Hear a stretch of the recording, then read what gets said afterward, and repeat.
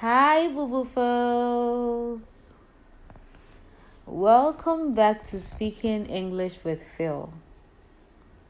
Whether you are here for the first time or a subscriber, I'm thrilled to have you here with us today.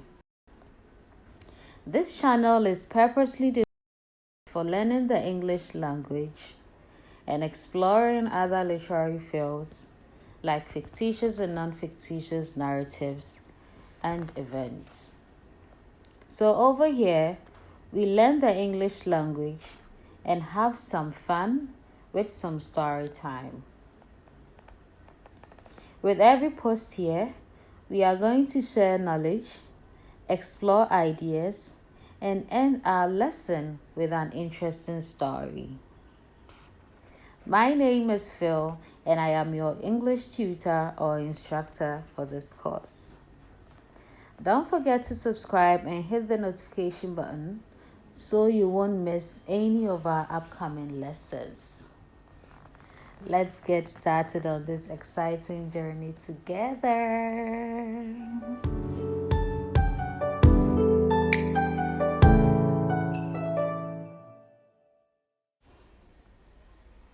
In our last video, we explored the introduction, learning goals, target audience, and progress measurements of this course. Today, we are going to embark on an exciting journey into the world of letters, the English alphabet. The alphabet is like a toolbox full of letters, each with its own unique shape, sound, and role in creating the words we use every day. Learning the alphabet is your first step in becoming a great reader and writer. From A to Z, these letters form the foundation of our language. We will explore how each letter looks, how it sounds, and even practice writing them ourselves. So get ready to discover the magic of letters as we delve into the adventure of learning the English alphabet together. By the end of this lesson, learners will be able to identify all the 26 letters of the English language, arrange letters in alphabetical order from A to Z, and lastly, understand the basic sound each letter makes. Now let's go to how the letters work and their significance in learning the language. When it comes to the structure and composition, the English language comprises of 26 letters, each with its own unique sound. These letters can be combined to form words, sentences, and texts. In phonetic representation, each letter represents one or more sounds in English. Understanding this helps learners grasp pronunciation rules and patterns. Also, the mastery of the alphabet is essential for spelling, writing, and reading. Beginners start with recognizing letters and gradually progress to understanding words and sentences. In our coming slides are the letters in their upper and lower cases, arranged alphabetically with examples of some fruit names representing the A to Z letters. In our next lessons, we will be looking more into the letter cases, but for now, let's stick to the basics. Now, this is the time for more engagement. I will encourage you to say the sounds with me. These are all the letters we use to read and write. And like I said earlier, I encourage learners to say the sounds with me. So, Boo Boo Phils, let's learn the alphabet together.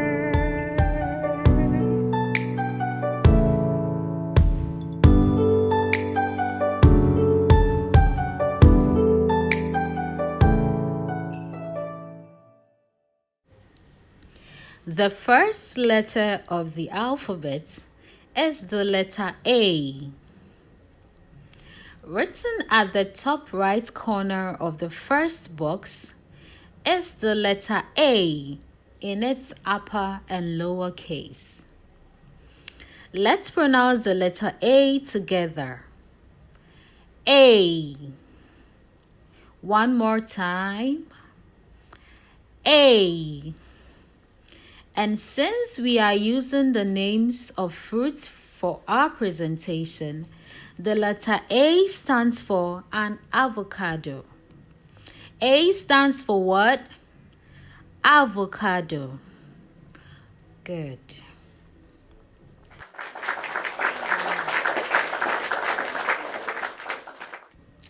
The second letter of the English alphabet is the letter B.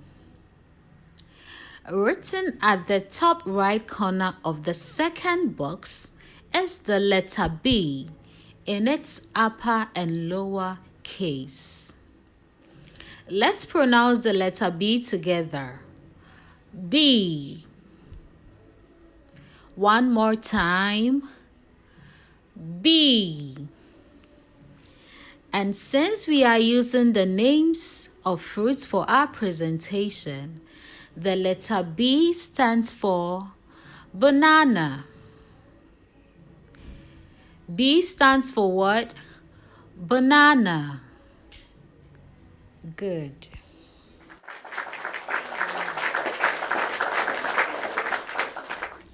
The third letter of the alphabet is the letter C. Written at the top right corner of the first box is the letter C in its upper and lower case. Let's pronounce the letter C together. C. One more time. C. And since we are using the names of fruits for our presentation, the letter C stands for cherry. C stands for what? Cherry. Good. Our fourth letter of the alphabet is the letter D. Written at the top right corner of the second box is the letter D in its upper and lower case.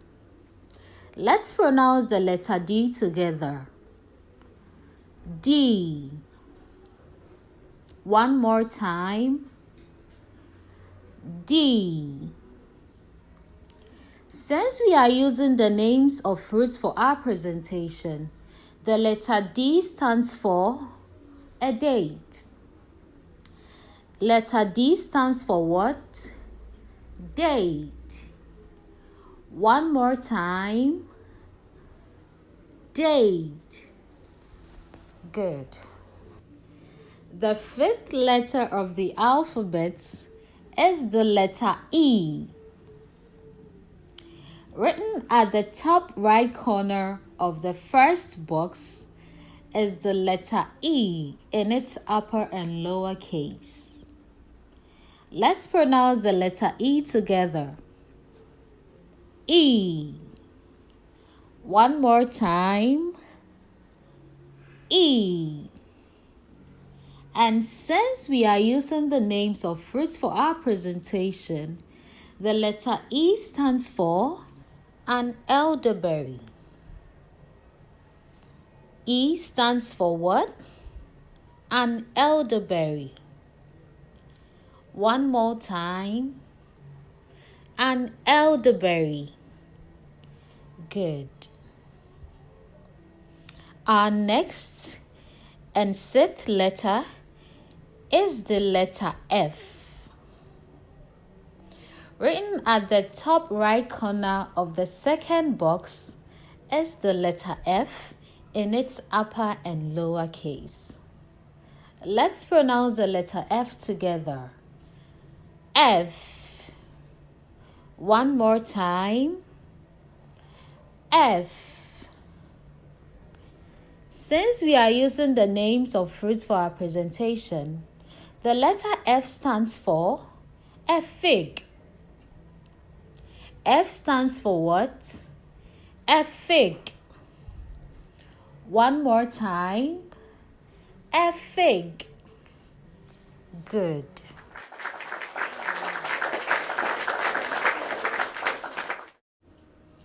The seventh letter of the alphabet is the letter G. Written at the top right corner of the first box is the letter G in its upper and lower case. Let's pronounce the letter G together. G. One more time. G. And since we are using the names of fruits for our presentation, the letter G stands for grapes. G stands for what? Grapes. One more time. Grapes. Our next letter is the letter H. Written at the top right corner of the second box is the letter H in its upper and lower case. Let's pronounce the letter H together. H. One more time. H. And since we are using the names of fruits for our presentation, the letter H stands for huckleberry. The letter H stands for what? Huckleberry. Good. Our next letter is the letter I. Written at the top right corner of the first box is the letter I in its upper and lower case. Let's pronounce the letter I together. I. One more time. I. Since we are using the names of fruits for our presentation, the letter I stands for an Indian mango. I stands for what? Indian mango. One more time. Indian mango. Good. Our 10th letter of the alphabet is the letter J. Written at the top right corner of the second box is the letter J in its upper and lower case. Let's pronounce the letter J together. J. One more time. J. And for the last time, J. Since we are using the names of fruits for our presentation, the letter J stands for a jackfruit. A stands for what? A jackfruit. One more time. A jackfruit.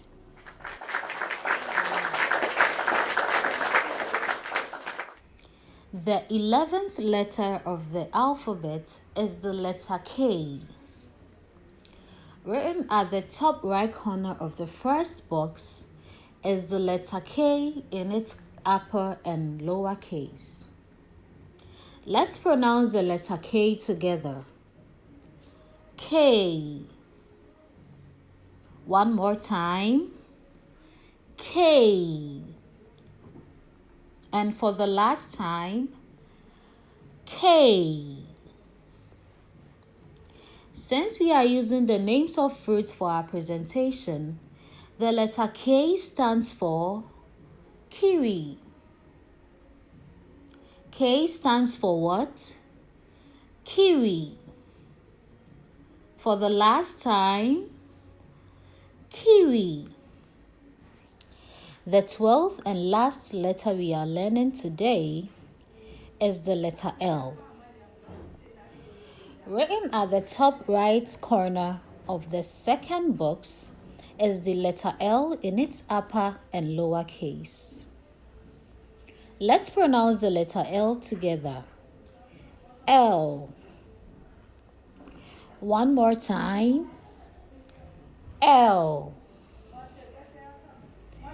And since we are using the names of fruits for our presentation, the letter L stands for lemon. L stands for what? Lemon. For the last time, lemon.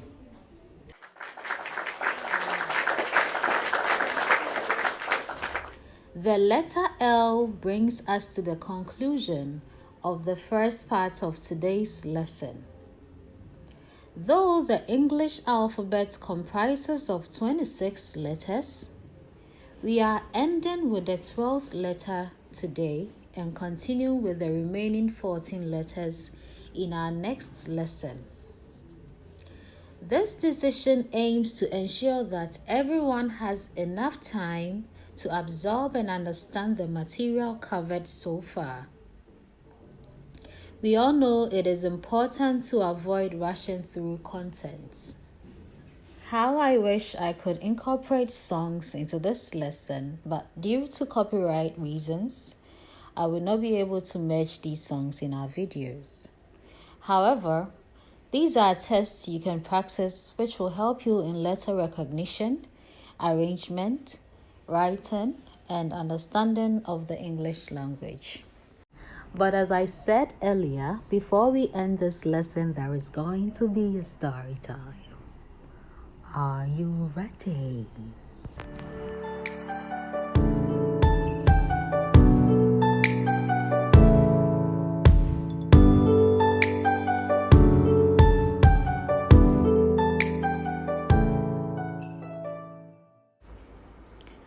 Many years ago, there was a town called Phyll. The town executives owned the basic and junior high school situated in the southern part of the town. The pupils of the school were very happy, mainly because of how the executives treated them, especially during vacation periods. The authorities and the town executives organized vacation parties for the school, unlike how vacations were done in many other schools.